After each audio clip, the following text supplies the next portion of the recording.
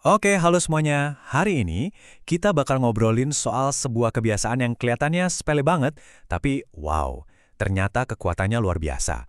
Kita akan kupas tuntas gimana sih menulis buat diri sendiri itu bisa jadi kunci buat ngebuka pikiran kita, bahkan bisa jadi ninggalin warisan. Pernah nggak sih ngalamin momen kayak gini? Kamu udah duduk manis, siap mau nuangin isi kepala, tapi nggak ada satu kata pun yang keluar. Rasanya tuh, semua ide brilian yang tadi seliweran di kepala, tiba-tiba nguap gitu aja. Kosong.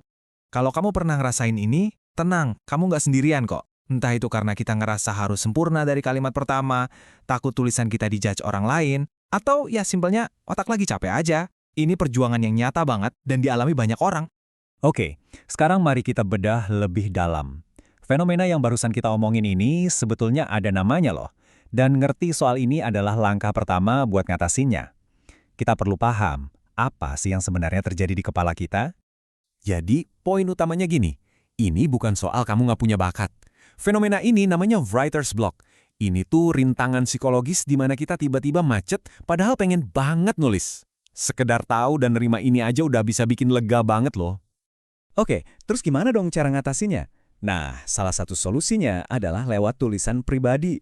Tapi, tunggu dulu. Sebelum kita lanjut, ada satu hal penting nih yang perlu kita lurusin, yaitu bedanya antara dua hal yang sering banget dianggap sama. Pertama, ada yang namanya buku harian atau diary.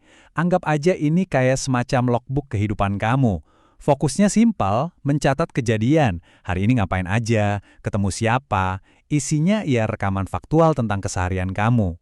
Terus yang kedua, kita punya jurnal. Nah, disinilah bedanya kerasa banget.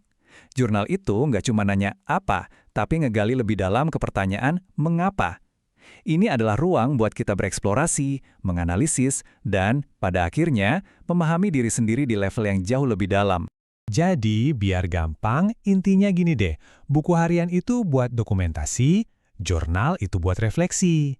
Nah, pilihannya ada di tangan kamu. Tujuannya apa? Mau sekedar nyimpen kenangan atau mau bertumbuh sebagai pribadi? Dua-duanya sama-sama bagus kok. Sekarang kita masuk ke bagian yang paling seru nih.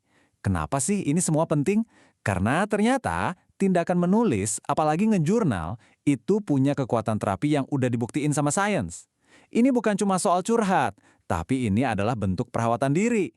Ada seorang psikoterapis namanya Kathleen Adams, dia bilang kalau mendokumentasikan pengalaman itu bisa bantu kita buat dengerin suara hati kita sendiri. Menulis itu jadi ruang aman buat kita ngobrol jujur sama diri sendiri, tanpa filter, tanpa ada rasa takut dihakimi. Tapi, ini bukan cuma kata-kata aja ya, kita lihat buktinya. Ada sebuah penelitian keren di tahun 2022 yang menguji dampak menulis naratif ini ke kesehatan mental mahasiswa pas di zaman-zaman berat pandemi. Dan hasilnya, wow, ini benar-benar luar biasa. Coba lihat deh. Awalnya ada lebih dari 13% mahasiswa yang ngelaporin gejala depresi sedang sampai berat. Tapi setelah rutin nulis selama 30 hari aja, angka itu anjlok drastis, jadi di bawah 1%. Gila kan? Ini bukti nyata banget seberapa kuat efeknya. Jadi kuncinya tuh di sini. Nulis itu ngasih kita sebuah ruang aman. Ruang di mana kita bisa benar-benar jujur sama diri sendiri, ngeluarin semua unek-unek. Dan proses inilah yang secara ilmiah terbukti bisa nurunin stres, kecemasan, dan bantu kita ngelola emosi jadi lebih baik. Oke, kita udah tahu kenapanya penting. Pertanyaan selanjutnya, gimana cara mulainya? Tenang, gampang kok. Mari kita bedah jadi 4 langkah praktis biar ini jadi kebiasaan. Pertama, pilih alatnya. Mau buku fisik, mau ngetik di aplikasi HP, bebas, yang penting kamu nyaman. Kedua, mulai dari yang kecil aja, cukup 5-10 menit sehari. Yang penting konsisten, bukan lamanya. Ketiga, dan ini yang paling penting, jangan mikirin bagus jelek, jangan mikirin tata bahasa, tulis aja. Ini kan buat kamu sendiri. Terakhir, bikin jadi ritual yang asik sambil ngopi kayak dengerin lagu, cari spot yang enak, biar kamu jadi nunggu-nunggu waktu buat nulis. Nah, kalau benar-benar lagi buntu, ada satu trik ampuh nih, namanya free writing. Coba deh, pasang timer 10 menit, terus tulis aja terus-terusan tanpa henti, tanpa diedit. Nggak peduli nulis apa, bahkan kalau cuma aduh bingung mau nulis apa, diulang-ulang nggak masalah. Tujuannya bukan bikin tulisan bagus, tapi buat manasin otak kita biar idenya ngalir lagi. Oke, kita udah ngobrolin banyak soal manfaatnya buat diri sendiri. Sekarang, coba kita lihat dari sudut pandang yang lebih luas. Karena kadang-kadang, tulisan yang paling pribadi sekalipun justru bisa jadi sesuatu yang ninggalin warisan yang nggak terduga. Pasti kita semua tahu cerita ini kan?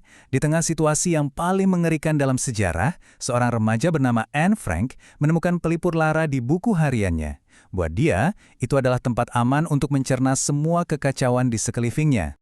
Dan kutipan ini, kutipan yang lahir dari pengalaman dia yang paling gelap, malah jadi pesan harapan universal yang nyentuh jutaan orang di seluruh dunia. Ini bukti nyata gimana tulisan pribadi bisa punya gema yang abadi. Dan Anne Frank itu nggak sendirian loh. Sejarah itu penuh sama perempuan-perempuan hebat yang mengubah tulisan pribadi mereka jadi kekuatan publik. Dari surat-surat perlawanan Christina Marta Tiahahu, artikel-artikel tajam Ruhana Kudus yang memperjuangkan hak perempuan, sampai ke blog Malala Yousafzai yang menentang tirani. Mereka semua bukti nyata kalau satu suara yang dimulai di atas kertas beneran bisa menginspirasi dunia. Nah, ini membawa kita kembali ke halaman kosong di depan kamu. Mungkin sekarang rasanya kecil, sangat pribadi.